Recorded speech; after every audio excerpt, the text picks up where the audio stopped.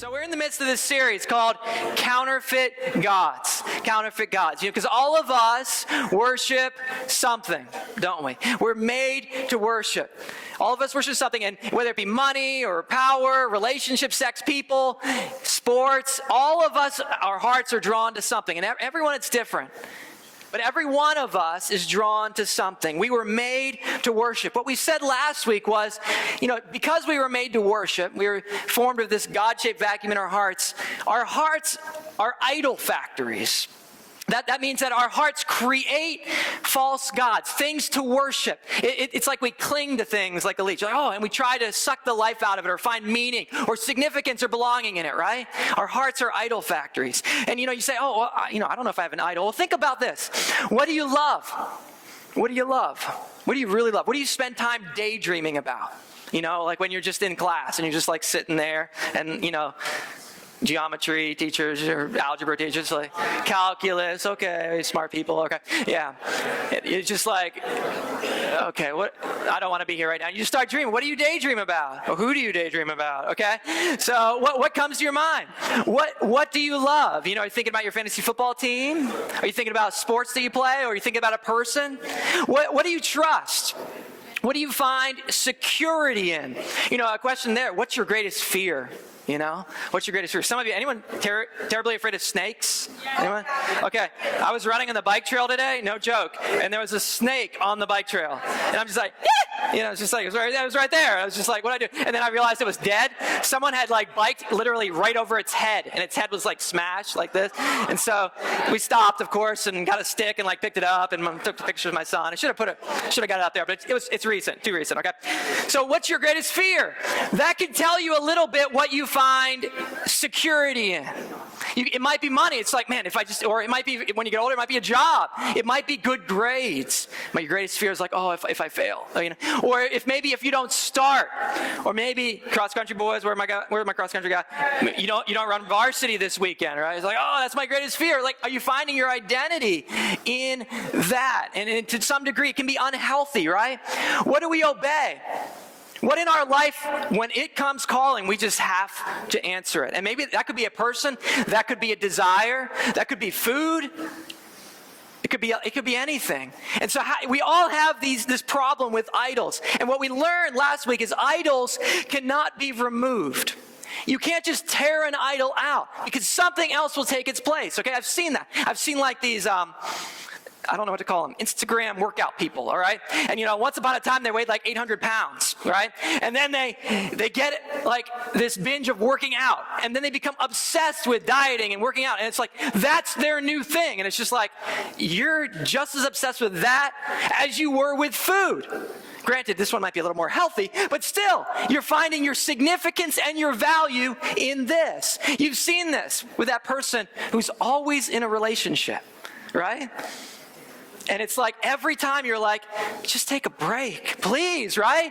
And it's they're dating that guy, that loser guy again, and you're just okay, and they break up, and you're yeah, I know, he was bad for me, I realized that, and you're yes, finally. And then a week later, she found the other jerk in school, and you're just why? Stop doing that.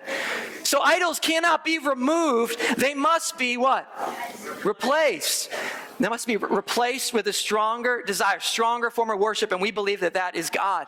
That you need to fill that God-shaped vacuum in your heart. This is, again, Blaise Pascal. There is a God-shaped vacuum in the heart of each man, which cannot be satisfied by any created thing, but only by God the Creator made known through Jesus. Okay, I believe that. I've staked my life on that reality, and I believe every one of you. And some of you guys are chasing sports, some of you guys are chasing girls, some of you guys are chasing grades, some of you guys are chasing a future job, an aspiration. And guys, hear me. If you're looking to that thing for ultimate meaning and significance, it won't deliver. Turn to your neighbor and say, it won't deliver. Okay? Listen to your neighbor. Listen to your neighbor. They're not lying. Okay? You're he told you to say that. I did, but they're not lying. These are counterfeit gods. These are counterfeit gods. The main idea for tonight, all right? I like to have a main idea because I know some of you can remember about 3 words, right? Okay, most of you guys can do it. But something that I want you walk away from this room, from small group, you say, they aren't it. they aren't it. We're going to talk about people tonight. We're going to talk about relationships tonight. And I think some of us struggle with this reality. We begin to find our significance in others. And we find that, like, it might be one person, a guy, that guy, oh, if he would just give me attention. Or it might be that girl, it's like, oh, if only she'd said yes to homecoming, you know. Or it might be a team. And it's like, man, if I got kicked off this team, or if I wasn't part of this crowd, this group, this club, this band, whatever it is, I don't know what I would do. Guys, it could even be family. And it's like, man, if my family fell apart, maybe your parents are just having a rough time right now, and you don't know if their marriage is going to make it. And you're like, man, if this comes apart, I don't know what I could do. I don't know what I could do. And what I want you to hear tonight is they aren't it. Whoever they are for you, whoever that person is, that relationship, that individual, that group of people, they aren't it. Only God can be your everything. Only God can be your everything. You know, I've heard people say that, and I see it online all the time on social networks. It's just like, oh, you're my everything. Thank you. Oh, yep. Of all people, Cooper. Yes, Cooper. You're my everything. Or like, I couldn't live without you. And like, it sounds great, right? But it's kind of messed up. It is, honestly. You know, and not that you want people to be like, you know what, I could live without you. Like, that would be kind of insulting, you know. Don't, if you're dating, don't go home and tell your boyfriend that. You're so, you know, Pastor Phil said I can live without you. You know, and that's okay. No, but really. Or like, this is another one. You complete me. Have you heard that? How many of you come on? You complete me. Or you're like, you know, I don't know. They're all corny, all right? I think it's nonsense. It sounds romantic, but it's a lie. It sounds romantic, but it's really, I would say, it's kind of pathetic. It's a lie. Hear this, and I'm going to say this again. You don't want someone who can't live without you. Okay, if you didn't hear that, listen. You don't want someone who can't live without you. That person's going to suck you dry, okay? And then they're going to go find someone else to suck dry, all right? You don't want someone. You want someone who can't live without God. You want someone who can't live without God. You want to find a person who says, man, I need God. And if anything you want me to do is going to take God away from me, I'm out. I'm out. Because only God can satisfy the deepest cravings of your heart. Only God can do that. Turn to your neighbor and say, you ain't God. You ain't God. All right. Sometimes you need to be reminded. Sometimes we need to be reminded. All right. I asked these questions. I said, which counterfeit god's more common, success or sex? And again, 60 or so of you filled this out. You know, so that means about 35 of you said sex is a counterfeit god with your friends. Which counterfeit god's more common? A guy or a girl? Like that's those people I was talking about earlier. But again, like about 30 of you put that. Another 30 of you said popularity. And all of these things, whether it be girl or guy, popularity, sex, all of these things have this in common. They find their identity, their purpose, their sense of worth in others. It might be how people perceive you, popularity. Man, I just got to keep this image clean. I just got to keep those likes coming. It might be that one person. It could be found in not everyone and their perception of you. It could be found in one person. How do they think of me? Are we okay? He hasn't texted. It's been 30 seconds. Does he love me? He hates me. He hates me, you know? What's going on? What's going on? Where have you been? You know, I was going to the bathroom and I didn't take my phone. I'm sorry. Okay, sex.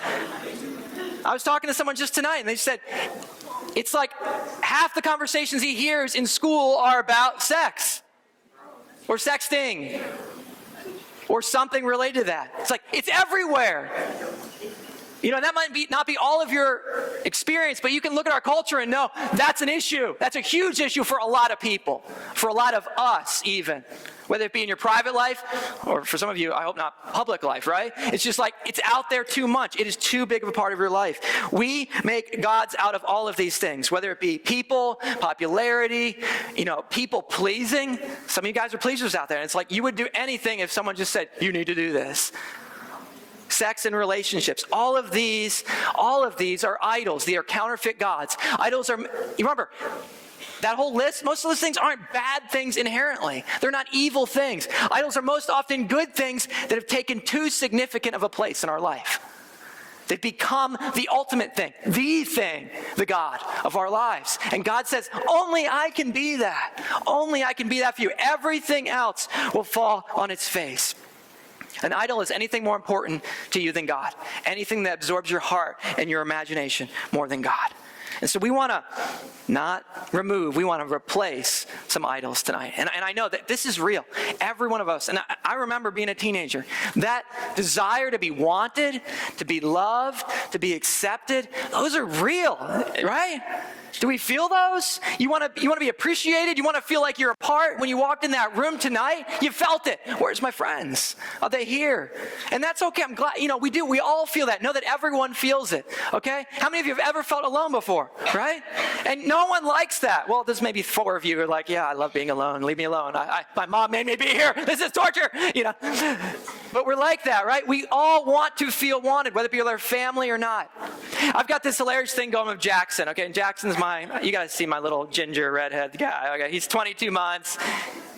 I'm biased, but he's the cutest baby on earth, all right? He's just so cute, his smile. It just makes me want to. But anyways, it's just so cute. All right. I was lost in the minute for a moment there, just thinking about it. So he's got this thing, and it's like when they're not even 2 yet, but it's like an inside joke, and which is pretty funny because he doesn't really talk. He'll say, excuse me, and then I look over, and when he says, guys, I always tickle him. And so he knows it's coming, and whenever he wants attention, I always be like, excuse me? And he gets this like, I'm going to do it. I'm going to do it. And he goes, excuse me.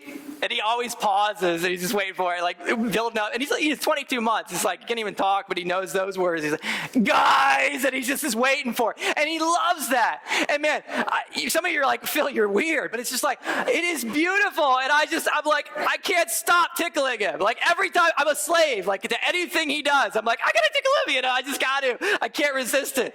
Tonight, he was playing outside. Sarah and I were talking, and he's outside, and I lean and the window's open so we can hear if anyone dies, And we're like, hey. I was like, excuse me. And he goes, excuse me, guys, And I'm just like dying. I'm like, this is so cute. I love this guy. And he knows. The reason he does it over and over again, he knows I enjoy it. He knows it cracks me up, and I love when he does that. And that is so good. And it breaks my heart to know some of you maybe have gone your whole life and never really had someone in your life really enjoy you like that, or you haven't felt like that. And that just breaks me to think about some of you guys and the suffering you've gone through, whether it be a broken home, just a bad relationship with maybe your mom or a dad or a sibling. It's hard, right? It's real. And all of us, man, we just want to be delighted in. We want to be delighted and we want to be enjoyed, just like Jackson. Excuse me, guys, like I'm making daddy laugh. I love that. All of us want to be enjoyed and delighted in. But I need you to know, I need you to hear, human relationships will always let you down. They will always let you down. The person next to you, the person that you're thinking about, your family, they can't be God for you. And they are such a gift. I'm not saying again that you can't enjoy relationships. They are a gift from God. But when they become the ultimate thing, what happens? It causes destruction and hurt and pain. And so that's my heart for you tonight. And we're going to look real quick here. It's 7:30 already. Uh-oh. Small group leaders, do you need to have small group time tonight? Yeah, of course you do. It's really 7:30? Man. 7:32. Okay, well, we're going to run through this guy called Jacob. All right. Man, maybe my intro was too long. It's okay. Say bad Phil. Bad Phil. Didn't control your time. Too many stories about Jackson. All right. Jacob, this guy, Old Testament. We can read the story, Genesis 25 to 35. Long story. Jacob had this persistent problem of looking for delight, satisfaction in others, right from birth. It's really funny. At his birth, literally, he was a twin. We got some twins in the room? Where are you? Okay, we got a few twins. Yeah. We got a few twins. All right. Literally, his brother Esau comes out first. As a baby, he comes out holding the guy's heel. He's like, no! I want to be first. I want to beat you, okay? Now, who's older? Who's older? Me. Okay, Jake, like in a second, you know. Who's older? Mary's older? Are you sure? Are you sure? Were you there? Okay, yeah. So definitely, like, you know who's older. You know it's 5 minutes, it's an hour, it's 30 seconds. I don't know. How much older are you, Mary? 13 minutes, Jake? 9 minutes? Wow, that's pretty crazy. All right, twins are weird. All right, that's good. Okay. So, anyways, Jacob comes out, right, and he's like, no. And from day one, he is just trying to outdo his brother. Even the word Jacob means supplanter. I'm trying to get by him. He's trying to get his brother's birthright. He's trying to get his blessing, and he does this right off the bat. His father's getting older. You got Jacob and Esau.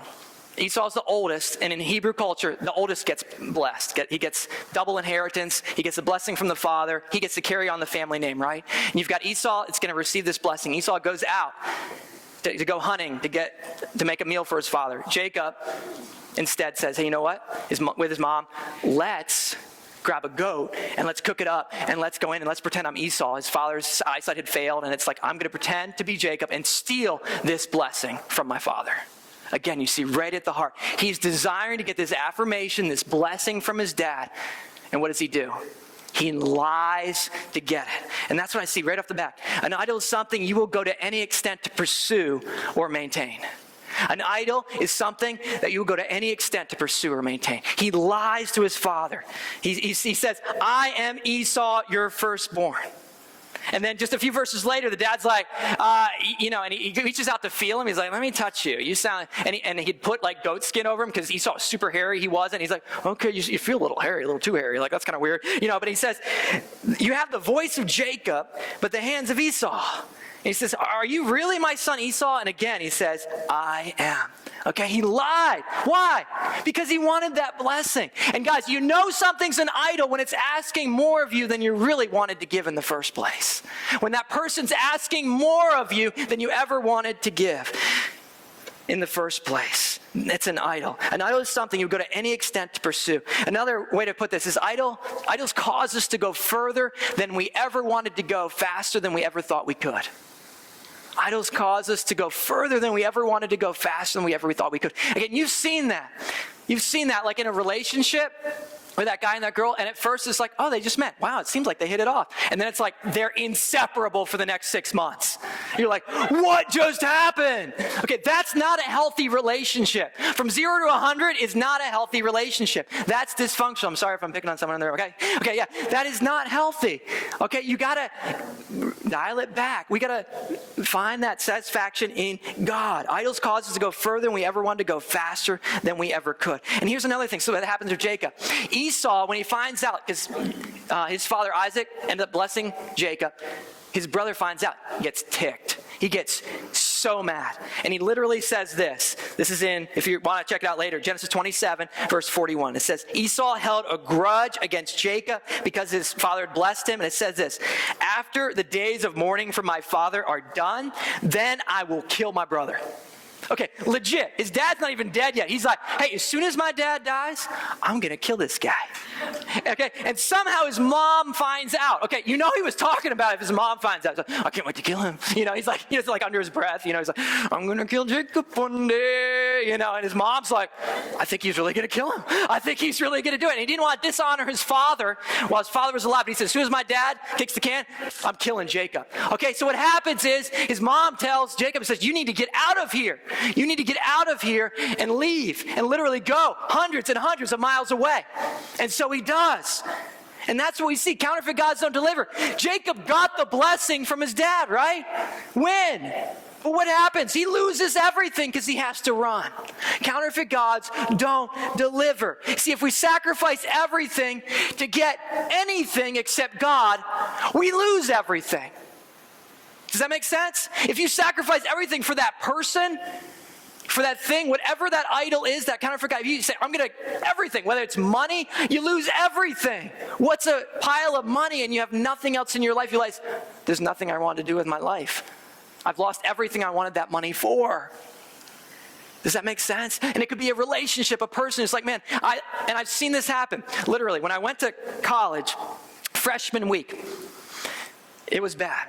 Okay, and I went to a Christian school, but I mean, literally, it was just like, magnetism, guy, girl, guy, girl, and it was just like all over the place. Just like, oh, there goes again, and there would be couple up, and there was like couples everywhere, and I was just like, this is ridiculous. I'm here in my rational, nerdy self. I'm just like, I'm not dating all year because of these stupid people, and I actually made a commitment. I'm not dating freshman year because these people are dumb, and then I met this girl named Sarah, and she was like, oh man, I regret that vow, and she ended up being my wife, so it worked out, okay, but she had to wait till sophomore year, and she did. But anyways, what happened was, right off the bat, there were guys in my dorm, and they found her. Right off the bat, they found her in 30 hours. It was her. They knew. And they were together. Some of them a year or two. But you know how many of those worked out? I don't know if I can think of one. There might be one. I'll say there's one.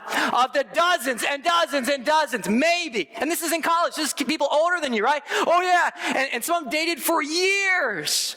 Some of them dated for years. And you know what happened? They missed out on the college experience because they were too busy being with Miss Not My Forever. Or Mr. He Broke My Heart. Yeah, it's like they wasted their life away on something that didn't deliver. Idols don't deliver, and they gave everything to that and then didn't have friends. Some of them failed classes because she was having a meltdown, and but whatever it be, it's like, no, idols don't deliver. If we sacrifice everything to get anything except God, we lose everything. So what happens to Jacob? Well, the next thing we see is he meets this girl, Rachel. Okay, he runs away from his family. He's lost everything because he put all this hope in his dad, did evil to do it. He meets this girl, Rachel. And he sees her, and he's just like, he realizes who she is. He was talking to people. He realizes it's a distant cousin, and he runs to her. He's a mess, and he just hugs her and starts weeping because he realized she's a distant relative. Okay, that's a little weird. If a stranger ended up to you and starts weeping, run, all right? Okay, so anyways, but he runs up to her, starts weeping, and then really, honestly, his mind's just like, she's the one. And like the rest of his life, literally over a decade, he's trying to pursue this girl and marry her, okay?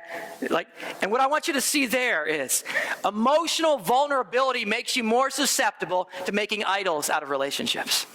Okay, that's a deep thought. You're like, man, those are some big words, Phil. I hope you brought your thinking brains out. You're burned out from school. You come here. I'm sorry.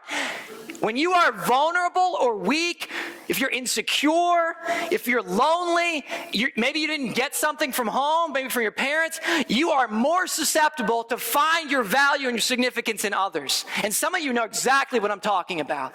And the reason you keep jumping into relationships and dysfunctional groups is because you're looking for something that can't deliver. You need to know this. Emotional vulnerability makes you susceptible, makes you weak towards this. Again, you can never, if you're not being the right somebody, you'll never find someone who can complete you. God needs to fill that hole. No one else will be able to. If you're not content without someone, you never will be with someone. Let me say it again, because some of you need to hear that time. If you're not content without someone, you never will be with someone. It could only make it worse. Only God can fill that void. If you're not content without someone, you never will be with someone. And we see that in the life of Jacob, okay? He ends up working for his uncle, real quick, Laban. And he's working for him, and Laban says, hey, why are you working for free? Let me pay you. And he says, here's what you do. I'll work for your daughter. I'd like to marry her. And he's like, I'll work 7 years for your daughter. 7 years, okay? Anyone? That's a long time, okay? What I see there is when people become everything, we become irrational. Do you have one of those relationships? Do you have those people in your life, if anything they asked, you would do it? If it pleased them. If it would check the box. Oh, okay. Hey, guys, we're all going to go jump off a cliff. Oh, we're all doing it? Okay. Right? Or, hey, that guy, get real. And you know people like this, and maybe you're in this room. Hey, send me a pic. Send me a pic. Send me a picture of him. And he was asking for a picture of you, and you've been dating, like 3 days? But you care so much about him filling that void in your life, in your heart, that you're like, I don't want to disappoint him. Know that he is controlling you. And you need to say, no, this guy, you need to drop that, okay? Fill in the blank. You need to drop that guy, because that guy is not worth your time. He is not worth your time, ladies. And guys, it's the same. If there's a girl who's constantly demanding things from you, wanting all of this, and she's just emotionally got these huge, just emptiness in her heart, and she's wanting you to fill that, you say, hey, you need to get healthy before we can ever be healthy. And only God can do that. You see, idols control us, and eventually they destroy us. And if you idolize a person, they will destroy you, because they can never deliver. They aren't it. Only God can be your everything. Only God can be your everything. There's a verse in 1 Corinthians 6 that I love. It says, I will not be mastered by anything. And one of the biggest ways you can know, one of the most important ways you can know if something is an idol, is it mastering you? Do you obey it? Are there people in your life who, if they texted you right now and asked you to do something that you don't want to do, or your conviction would say, I shouldn't do that, and you would do it anyways? That's how you know you've put them in a wrong place in your life. Don't make idols out of people. Don't make idols out of people, whether it be a relationship, whether it be a desire or something you're getting out of someone. Only God can be your everything. They ain't it. Sound good? All right, let me pray for you guys before you head off to small groups.